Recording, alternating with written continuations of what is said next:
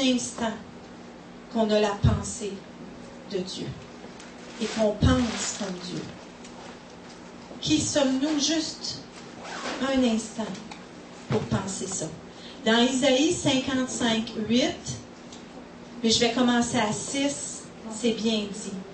Cherchez l'Éternel pendant qu'il se trouve, invoquez-le tandis qu'il est prêt. Que le méchant abandonne sa voie et l'homme de rien ses pensées, qu'il retourne à l'Éternel qui aura compassion de lui, à notre Dieu qui pardonne abondamment. Car mes pensées ne sont pas vos pensées, et vos voix ne sont pas mes voix, oracle de l'Éternel. Autant les cieux sont élevés au-dessus de la terre, autant mes voix sont élevées au-dessus de vos voix, et mes pensées au-dessus de vos pensées. Vous savez, de croire juste un instant qu'on pense comme Dieu, c'est l'orgueil humain. On est des grands orgueilleux. On a le péché d'orgueil est en nous, mais de penser juste un peu qu'on a sa pensée, qu'on pense comme lui, c'est de l'orgueil. Parce que Dieu, il dit que ses pensées sont au-dessus de nos pensées. Autant la terre est élevée, les cieux sont élevés au-dessus de la terre, autant ses pensées sont au-dessus de nos pensées. Mais vous pensez que la terre, les cieux sont à l'infini? Il n'y a pas de fin aux cieux, donc la pensée de Dieu est très loin de notre pensée humaine. Puis, on a tendance parfois, quand on reçoit une révélation de la part du Seigneur, parce qu'on peut recevoir des révélations de sa parole, on a souvent tendance à faire des affirmations et à faire des absolus des révélations que l'on reçoit. Et ça, c'est à ne pas faire. Parce que Dieu est Dieu. Et ce que l'on reçoit, c'est une parcelle, une infinie parcelle de la pensée de Dieu. C'est une petite révélation dans l'infini de la grandeur de Dieu. Il y a une chose seulement qui est absolue, et je crois qui est absolue et certaine, c'est qu'il est 3 fois saint. Il est Père, Fils et Esprit. Que tout ce qu'il a dit par ses prophètes et par ses disciples dans la parole restera toujours vrai et à jamais. Puis la manière d'accomplir sa volonté reste à lui. Comment il va le faire? Ça, il est Dieu. Puis, comme je disais, il ne pense pas comme nous, donc il ne fait souvent pas comme on pense qu'il ferait. Puis, heureusement. Il y a quelque chose qui est dit dans le psaume 71, chapitre 19, psaume 71, verset 19. « Et ta justice, ô Dieu, atteint les sommets, car tu as accompli de grandes choses. Dieu, qui est semblable à toi? » Et dans Romains 9, 15 et 16, « Car il dit à Moïse, je ferai miséricorde à qui je ferai miséricorde, et j'aurai compassion de qui j'aurai compassion. Ainsi donc, cela ne dépend ni de celui qui veut, ni de celui qui court, mais de Dieu qui fait miséricorde. »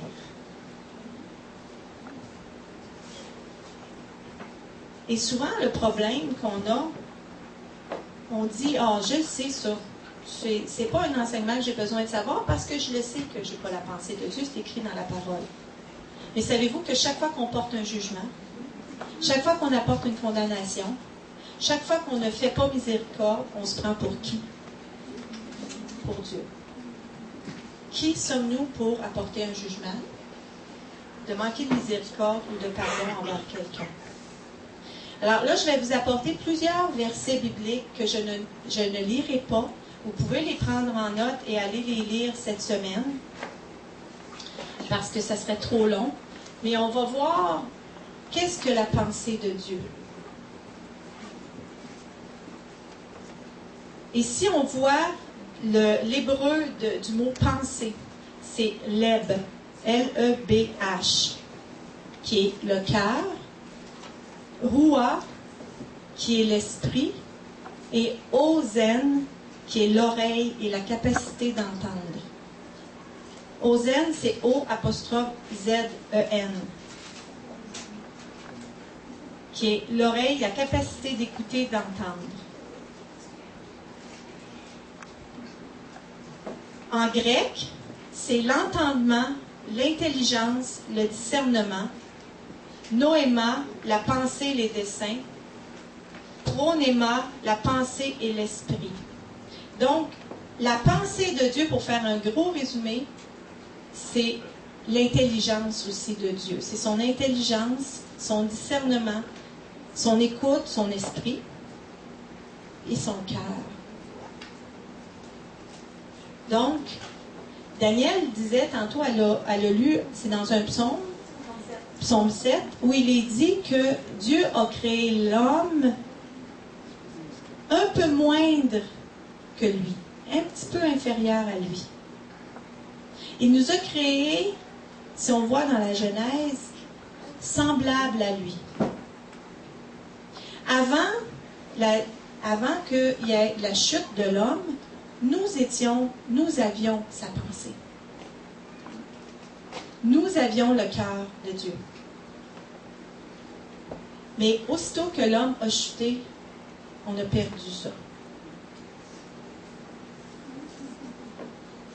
Alors, on va voir que à la création, Dieu a donné une intelligence à l'homme, mais à la chute, on l'a perdu, on voit ça dans... Puis qu'on voit aussi qu'à partir de la chute, les pensées de l'homme sont devenues mauvaises. On voit ça dans Genèse 6:5. Puis non seulement nos pensées sont devenues mauvaises, mais elles sont devenues mauvaises envers l'Éternel. Ça, on voit ça dans le psaume 10, verset 4. Puis en même temps, en devenant mauvaises contre Dieu lui-même, elles sont devenues même mauvaises envers nos semblables. On voit ça dans Matthieu 9, verset 4. L'Éternel connaît les pensées de l'homme. Psaume 94, 11. Il les pénètre, il les sonde de loin. Tu ne peux rien cacher à Dieu. Tu ne peux rien lui cacher. Des fois, on dit, oh, j'ai rien dit, il ne saura pas. Il voit dans nos pensées. Il sonde nos pensées de loin, dans Psaume 139, verset 2. Il a mis dans le cœur de l'homme la pensée de l'éternité, dans Ecclésiaste 3, 11. Il fait connaître à l'homme sa pensée. Il la fait connaître à l'homme sa pensée, dans Amos 4, verset 13. Mais l'homme préfère marcher au gré de ses pensées. Isaïe 65, 2. On le voit aussi dans Jérémie 18, 12 et dans Éphésiens 2, 3.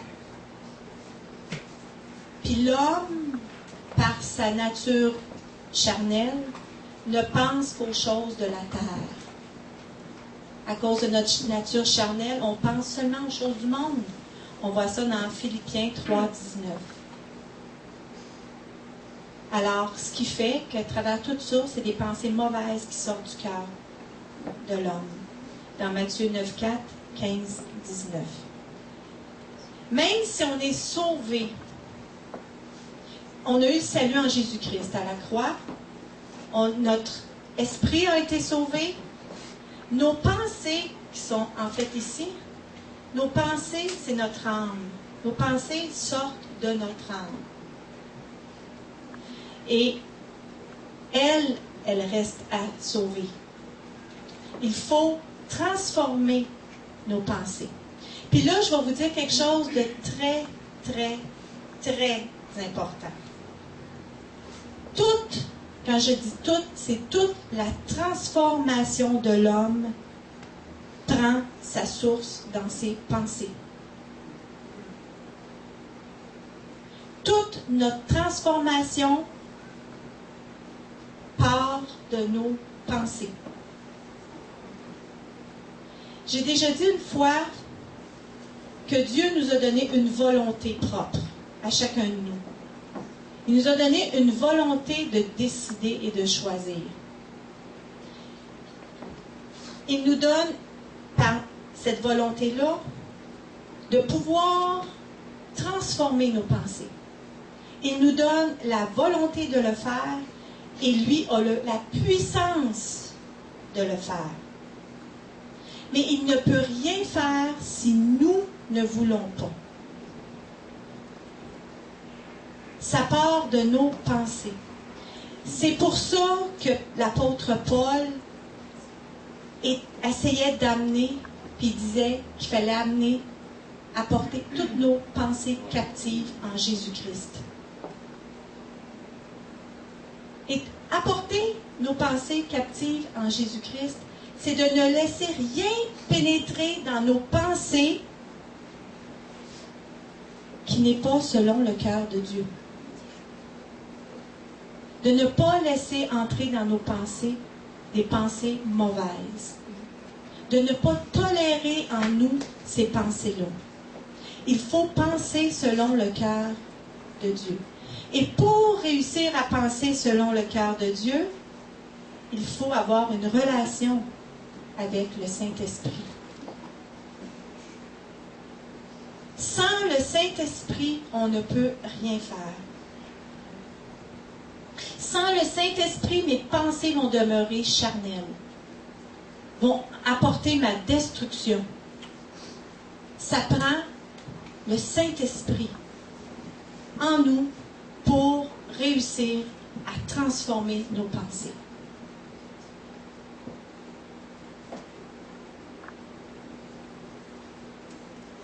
Puis ça, de rendre nos pensées captives à l'obéissance de Christ, on voit ça dans 2 Corinthiens 10, verset 5.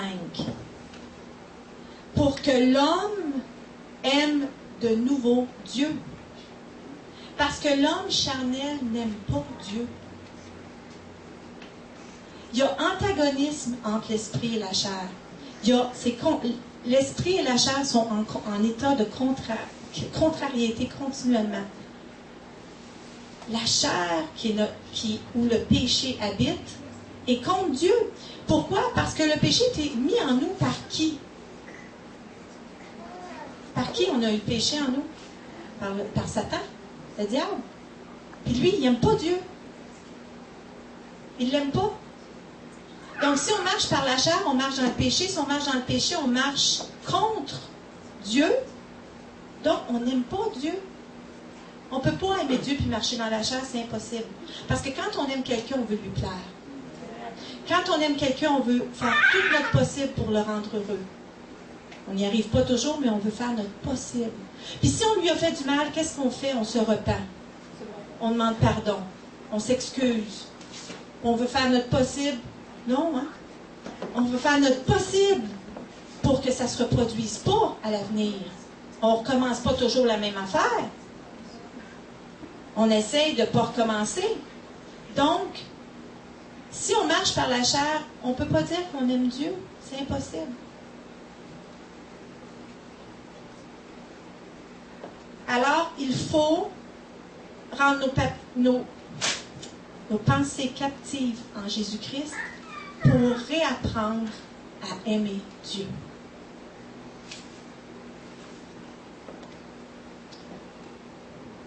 Puis on voit ça dans Marc 12, verset 30.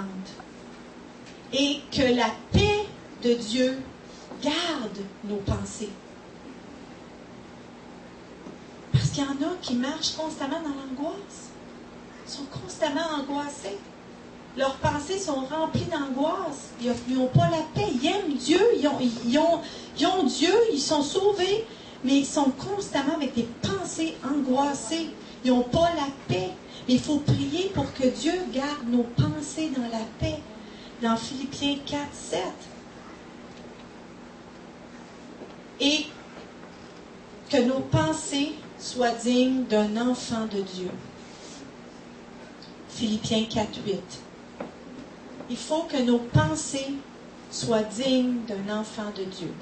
Puis là, je parle juste des pensées. Imaginez-vous, je ne parle pas de ce qui sort de la bouche, là. Je parle juste de nos pensées. J'ai dit tantôt que Dieu sonde nos pensées. Il faut que nos pensées soient dignes d'un enfant de Dieu. Parce que après, ce qui va sortir de notre bouche va être le reflet de notre âme, de nos pensées. Puis même si on essaie de, comme je disais tantôt, de cacher des choses, Dieu voit toutes choses. Ça commence dans nos pensées. Il dit même, ça va loin parce qu'il dit que même si tu n'as pas commis l'adultère, mais que tu as gardé dans tes pensées un désir d'adultère, tu as déjà péché.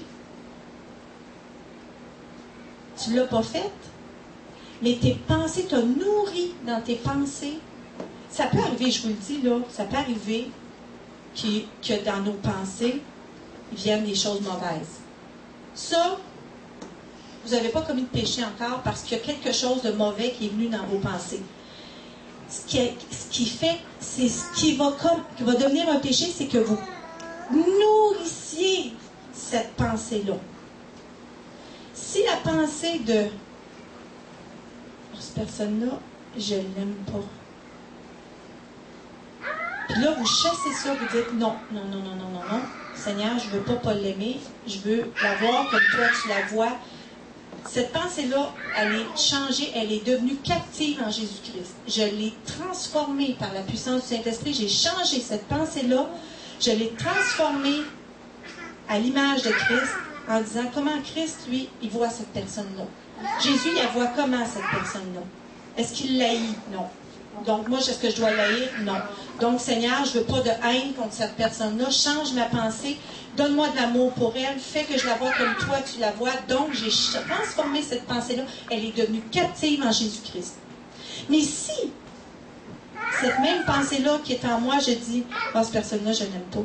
Moi, puis finalement, je pense que j'ai bien raison de ne pas l'aimer. Parce qu'elle fait bien des affaires pas correctes. Elle fait du mal à un tel, à un tel, à un tel. En plus, ça m'a fait du mal à moi. Fait que finalement, ouais. Hey, sais-tu que Seigneur, là, moi, tu devrais régler son compte à elle, là. Elle a vraiment besoin de toi.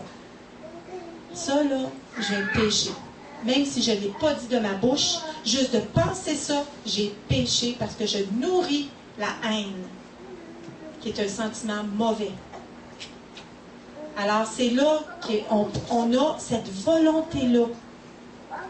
Puis, le Saint-Esprit nous avertit. Toujours. Le Saint-Esprit nous avertit.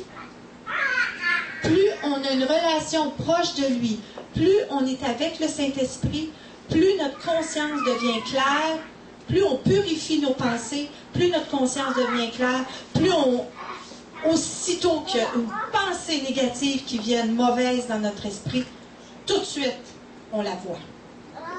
Et tout de suite, on la chasse. Parce que sinon, elle va corrompre notre relation avec le Seigneur. Elle va corrompre notre relation avec les autres. Puis, on ne sera pas bien. Oh. Es-tu beau, hein? Oui. Alors,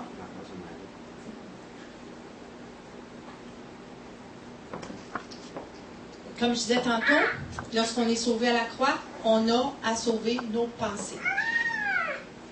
David a dit dans le psaume 51, verset 10, « Ô Dieu, crée en moi un cœur pur, renouvelle en moi un esprit bien disposé. » Il savait, David, que ses pensées avaient besoin d'être sauvées. Puis pourtant, vous savez, David, c'est un de ceux que Dieu a dit qu'il avait un cœur selon son cœur à lui. Pourtant, David était pécheur. David a commis de gros péchés. Il a fait assassiner, on l'a vu, c'est la semaine dernière avec Marc. On a vu qu'il a même fait assassiner le mari de Bathsheba, Uri, pour avoir sa femme. Il a convoité, il l'a pris. Il a commis des gros péchés dans sa vie. Mais chaque fois, il s'en est repenti. Il s'est repenti parce qu'il savait que son cœur était mauvais. Il savait que le cœur de l'homme était mauvais et qu'il avait besoin de Dieu pour retrouver un cœur pur. Ce qui fait qu'on a un cœur pur, c'est lorsque on se repent devant Dieu et on a la crainte de Dieu. On a la crainte d'offenser Dieu. On a la crainte de faire du mal à Dieu. David avait la crainte de Dieu. Il craignait son Dieu. Il n'avait pas peur de Dieu. Il craignait de l'offenser. Il craignait de lui faire de la peine parce qu'il l'aimait. Avoir la crainte de Dieu, c'est d'aimer trop quelqu'un pour lui faire du mal. Pour lui faire de la peine. Puis David aimait trop Dieu pour lui faire de la peine. Donc il se repentait. Il a payé cher, par exemple. Il y a eu des grosses conséquences à ses gestes. Mais il reconnaissait qu'il méritait ces conséquences-là. Puis vous savez, comme Daniel elle disait aussi tantôt, dans une prière qu'elle disait à Dieu, on mérite, nous là, comme êtres humains, ce qu'on mérite, c'est la mort. On mérite la mort. On mérite, on est coupable. Mais Jésus, à la croix, nous a rachetés de cette culpabilité-là. Il nous a rachetés à la croix, il nous a lavés de tous nos péchés, il a rendu, comme Monique disait, le tableau complètement noir. Ce qui était écrit, il l'a effacé. Quand Dieu efface quelque chose, ça ne réapparaît jamais. Il n'en reste plus une trace. La feuille, elle devient aussi blanche que ça. Il n'y a rien sur la feuille. Puis c'est même écrit dans la parole, je n'ai pas exactement le verset, c'est même écrit qu'il ne s'en souvient même plus. Puis c'est pas parce qu'il n'y a pas de mémoire. C'est parce que quand Dieu efface quelque chose, ça n'existe plus. Quand tu as de la culpabilité en dedans de toi, là, c'est parce que c'est le diable qui vient constamment te rappeler des choses pour te ramener là où tu étais avant. Lui, il n'est pas content que tu sois à Christ, que tu sois lavé de tes péchés, puis que tu sois pour la vie éternelle avec Dieu. Il n'est pas content. Fait qu'il passe son temps à te mettre de la culpabilité sur ton passé. Il passe son temps à te rappeler ton passé, à te rappeler d'où tu viens, à te rappeler qui tu étais avant d'être en Jésus-Christ. Puis il y en a des personnes que ça les affecte tellement qu'ils deviennent dépressifs, qu'ils retombent dans leur péché, qu'ils se disent « je suis bon à rien, fait que je suis mieux de retourner là où j'étais ». Donc, la condamnation vient tellement fort sur eux qu'ils retombent. Mais c'est effacé. C'est pas vrai, c'est un mensonge. C'est un mensonge. Alors, Dieu nous a tout pardonné. Sa pensée est une pensée d'amour. Son cœur est un cœur d'amour.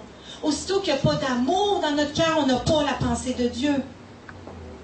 Dieu, sa pensée est un cœur d'amour, un cœur de miséricorde, un cœur de justice.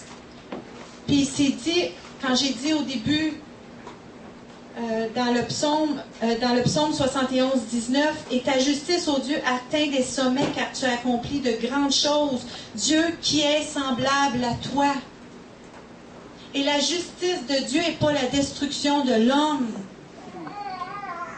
La justice de Dieu, c'est de séparer l'homme du péché. La justice de Dieu, c'est de séparer l'homme de son péché pour le rendre libre. Il est juste et bon. Il ne tolère pas que nous appartenions à quelqu'un d'autre qu'à lui. Il nous veut à lui.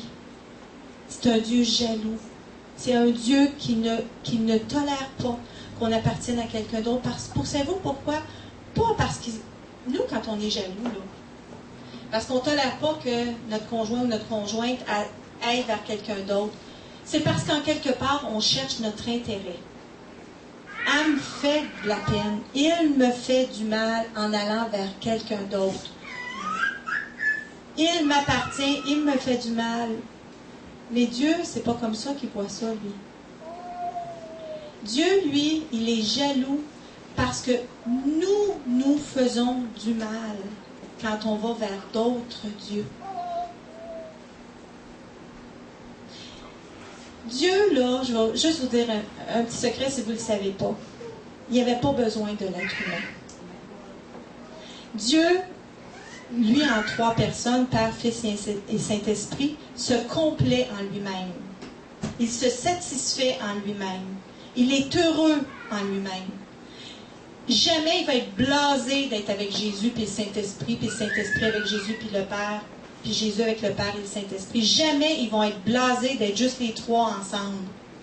Ils sont heureux ensemble.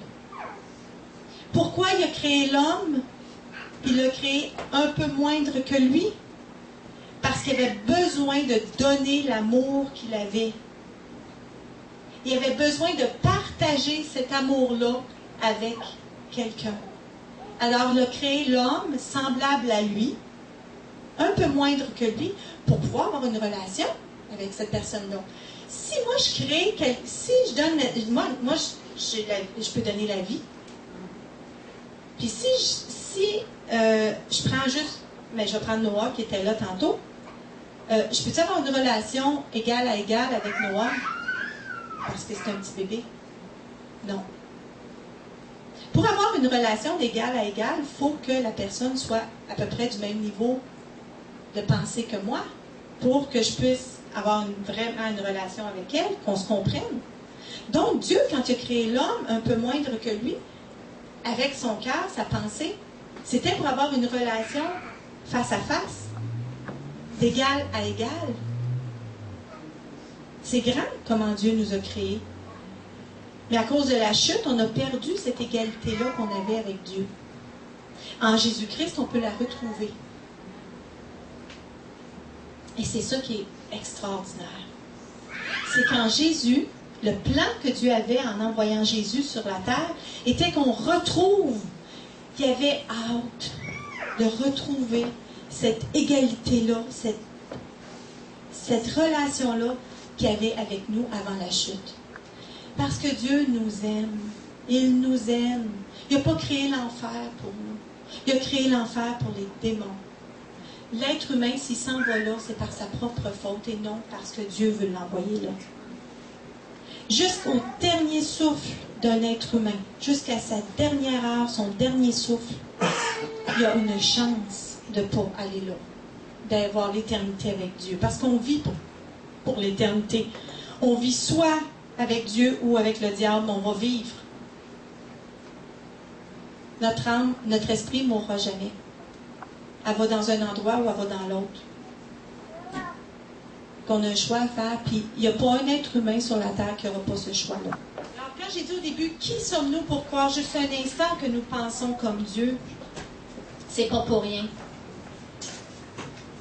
Puis comme je disais aussi, chaque fois qu'on critique quelqu'un, chaque fois qu'on manque de miséricorde, chaque fois qu'on porte un jugement, on se prend pour Dieu. Et Dieu ne tolère pas ça. Il ne tolère pas qu'on prenne sa place. Parce qu'il ne tolère pas, il m'aime moi, tel que je suis. Il vous aime chacun de vous, tel que vous êtes. Et celui que moi j'ai de la misère à aimer, Dieu l'aime autant qu'il m'aime moi. Donc, qui je suis, moi, pour apporter un jugement, je me prends pour Dieu. De dire que... Puis en plus de ça, c'est de l'orgueil, parce que chaque fois que je critique quelqu'un, c'est que moi, je me sens supérieure à cette personne-là. Ça, c'est de l'orgueil. Puis la barre est mince entre le discernement et la médisance et le jugement. C'est bien mince. Puis je le dis souvent, quand la différence entre le jugement et entre le discernement et le jugement, c'est que lorsqu'on discerne quelque chose de quelqu'un, on peut dire à une personne, j'ai vu telle chose sur telle personne. Et ça s'arrête là, point, c'est tout, on prie pour la personne. Tout ce qui dépasse ça devient de la médisance et du jugement. On ne doit pas parler les uns contre les autres parce que tout ce que l'on dit après ça est transporté par le prince de l'air sur la personne. Le diable, là, avec ses démons, ils prennent que ce qu'on dit, puis il va semer ça là où on apporte les choses négatives. La personne, au lieu de recevoir de la bénédiction, elle reçoit des malédictions. Donc, quand on discerne quelque chose par la toute-puissance du Saint-Esprit, il faut prier pour cette personne-là. Elle n'a pas besoin de condamnation, elle en a déjà sur elle, vu qu'elle a un problème. Mais il faut prier pour elle, pour qu'elle soit délivrée de ça, pour apporter la bénédiction sur cette personne-là, pour qu'elle ait le choix, parce qu'elle a le droit au salut, et elle a le droit à la guérison, comme moi, j'y ai droit. Alors, ce matin, ce qu'on va faire, c'est on peut se repentir d'avoir pensé qu'on pensait comme Dieu. On peut. Mais faites pas comme Marianne dire à l'autre, vas-y, c'est facile. C'est une carte, je sais. Mais tu sais, il y en a qui sont là, oh Seigneur, si telle personne avait pu entendre ça, ça y aurait donc fait du bien. Mais il faut le prendre pour soi en premier. Recevons-le personnellement, parce que qui n'a pas pensé qu'il pensait comme Dieu? Qui ne juge pas? Qui ne fait pas des choses comme ça? Il n'y a pas grand monde. Alors, on va fermer nos yeux, on va prier. On va vraiment prendre le temps de demander pardon à Dieu. Oui, pour tout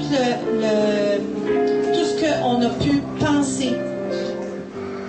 Puis ensuite de ça, on va venir prendre la communion avec un cœur pur, des pensées renouvelées, captives en Jésus-Christ.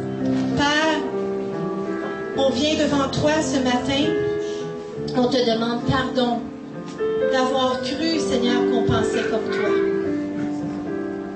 D'avoir jugé, d'avoir condamné, d'avoir manqué de miséricorde envers nos frères, nos sœurs. Même parfois, Seigneur, de ne pas t'avoir aimé. À cause qu'on pensait dans notre chair, Seigneur. Je te demande pardon de ne pas avoir aimé comme toi tu aimes. Je te demande pardon, Seigneur. Je te prie ce matin de venir renouveler nos pensées. De venir rendre toutes nos pensées captives en toi et d'éclairer nos pensées lorsque une pensée mauvaise vient en nous, qu'on puisse tout de suite, Seigneur, la rendre captive en toi, Jésus. Pour que notre cœur, nos pensées soient pures devant toi et que notre relation avec toi, Saint-Esprit, puisse grandir, qu'on puisse découvrir qui tu es réellement, Père. Pas comme nous, on pense que tu es, mais tel que tu es, Papa. Tel que tu es, toi. Merci, Seigneur. Et on dit Amen.